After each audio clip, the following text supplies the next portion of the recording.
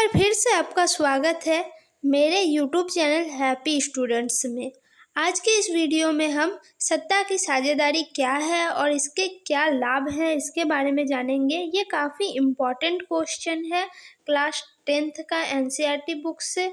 तो चलिए देखते हैं इसका आंसर किस तरह से हम लिख सकते हैं। तो सत्ता की साझेदारी एक ऐसी व्यवस्था है जिसमें समाज के प्रत्येक समूह और समुदाय की भागीदारी होती है। सत्ता की साझेदारी क्या है? एक ऐसी व्यवस्था है जिसमें समाज के प्रत्येक समूह और समुदाय की भागीदारी होती है।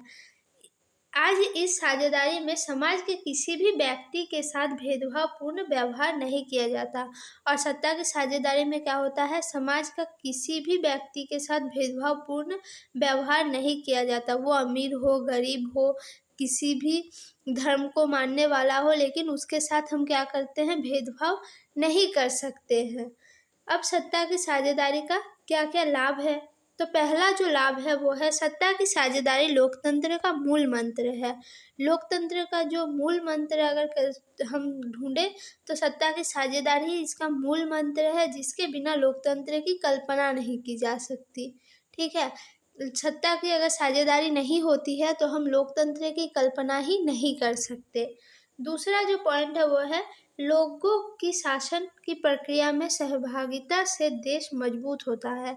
अब लोकतंत्र में क्या होता है, सभी लोग हिस्सा लेते हैं।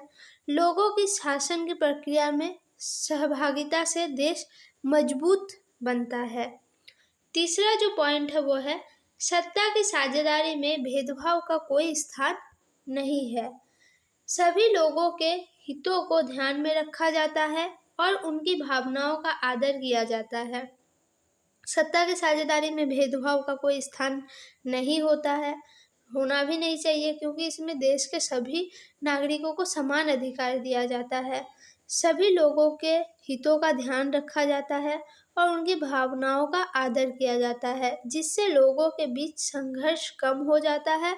और जिस देश में टकराव की भावना नहीं रहती वह देश प्रगति की ओर बढ़ता है।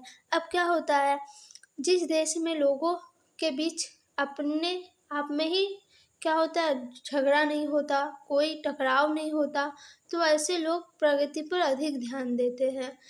अगर एक ही परिवार के कुछ सदस्य आपस में ही लड़ झगड़ रहे हैं तो क्या होता है, उस परिवार की उन्नति नहीं होती। उसी तरह अगर एक ही देश के अंदर के लोग अपने ही देश के लोगों के साथ लड़ झगड़ रहे होंगे तो क्या होगा, देश की भी उन्नति नहीं होगी, देश प्रगति नहीं करेगा। तो इस तरह से सत्ता की साझेदारी क्या करता है, लोगों के बीच संघर्ष को कम करने का काम करता है।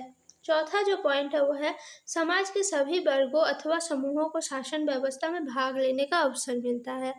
समाज के जितने भी वर्ग हैं अथवा समूह है, सभी को शासन व्यवस्था में भाग लेने का अधिकार मिलता है। वो भी शासन व्यवस्था में अपना हिस्सेदारी रखते हैं।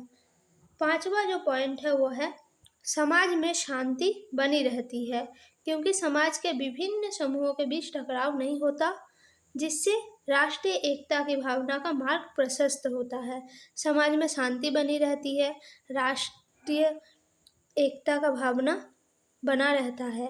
तो यही सब लाभ है सत्ता की साझेदारी के। वीडियो आपको कैसा लगा कमेंट में ज़रूर बताइएगा। वीडियो अच्छी लगे तो वीडियो को लाइक, कमेंट, शेयर जरूर कीजिए और भी इम्पोर्टेंट क्वेश्चन के लिए चैनल को जरूर सब्सक्राइब करें। धन्यवाद।